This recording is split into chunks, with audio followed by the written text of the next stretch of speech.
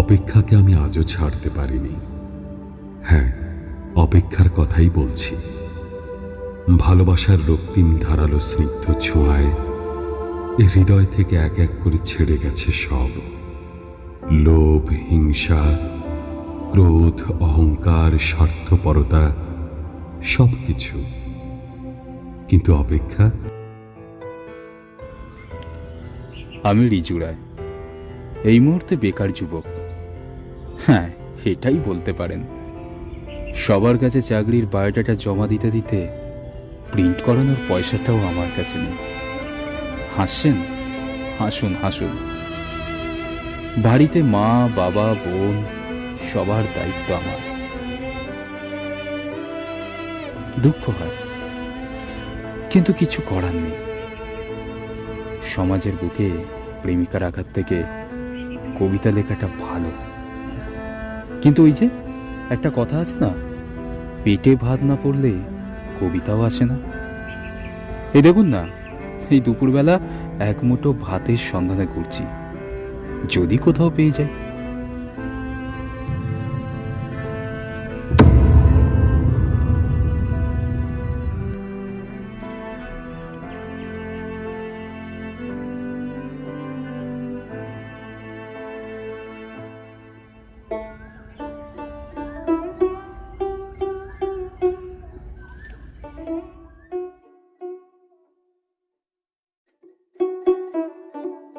প্রথমে তাহলে তার কথা দিয়ে শুরু করা যাক, মানে আমার ভালোবাসার মানুষ পৌলমী। জীবনের পথে চলতে চলতে আজও তার কথা মনে পড়ে। আমার ভালোবাসা পৌলমী। আমার বাড়ির কাছে আর শ্রীনগর,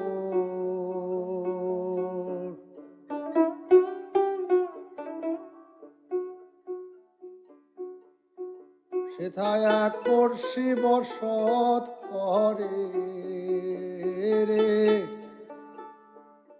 এক পড়শি বসত করে। আমি একদিনও না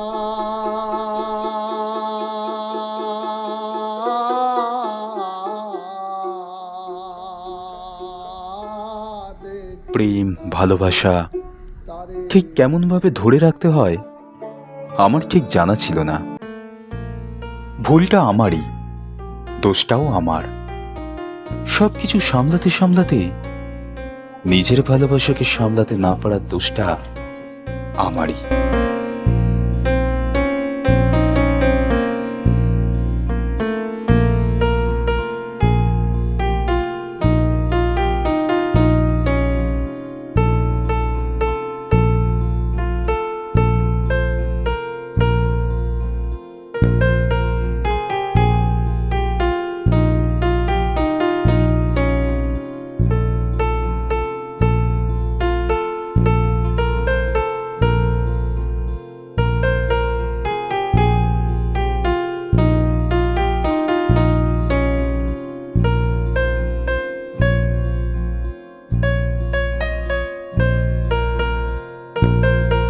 আমি জানি না আগামী দিনে তোমার সাথে আমার কি লেখা আছে, তবে আমি সব রকম ভাবে চেষ্টা করব তোমার সব স্বপ্নকে। তুমি সারা জীবন আমার পাশে থাকবে তো? সব রকম ভাবে চেষ্টা করেছিলাম, কিন্তু হতে পারলাম না।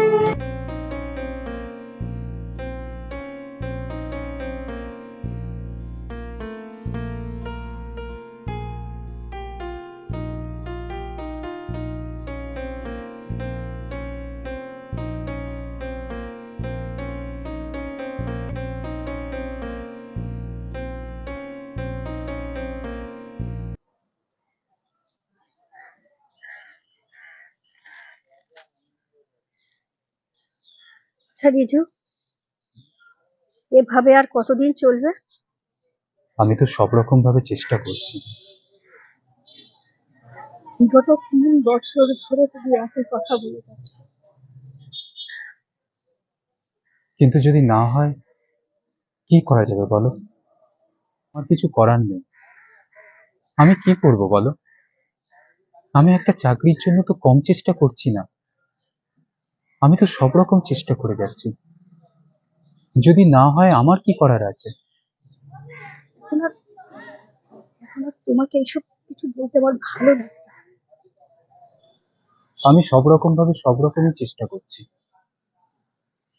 কিচ্ছু হচ্ছে না। কিন্তু এইভাবে কতদিন চলবে? শোনো, আমি তোমাকে একটা পরিষ্কার কথা বলে দিচ্ছি। তুমি যদি এখনো পর্যন্ত কিছু না করতে পারো, তাহলে বোধহয় আমাদের দেখা করাটা বন্ধ করতে হবে। Okay?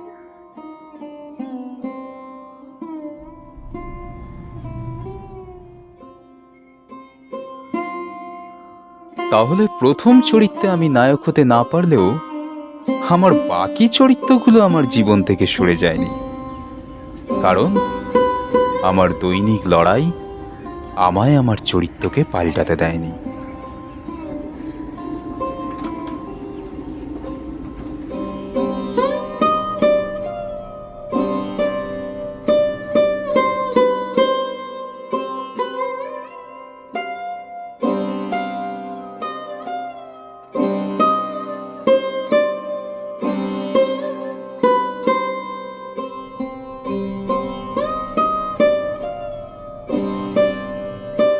সেদিনের সেই কথাগুলো আমি আজও ঠিক করতে পারিনি।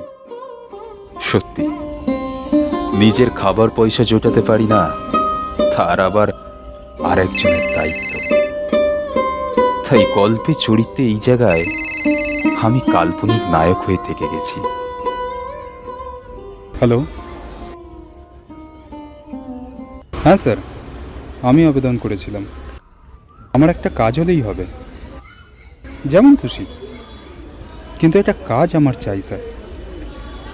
আচ্ছা স্যার, তাহলে কাল যাব? সময়ের সাথে সাথে একটা একটা করে আমি হারতে হারতে দাঁড়িয়েছি ওই জীবন যুদ্ধের লড়াইয়ের সামনে। না, আমার ভাবনা, আমার ভালোবাসা, আমার লড়াই কোনোটাই মিথ্যে নয়।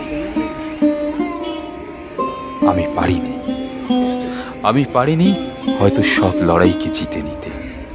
তাই আজকে সমাজের বুকে দাঁড়িয়ে আমি রিজু রায়, আমার চরিত্রটা কাল্পনিক নয়, কারণ আমি বেকার নিয়ে লড়াই করতে পারি, কিন্তু নিজের সম্মান বা মর্যাদাকে হারাতে পারবো না। তাই সব চরিত্রের মতো আমার চরিত্র কাল্পনিক নয়।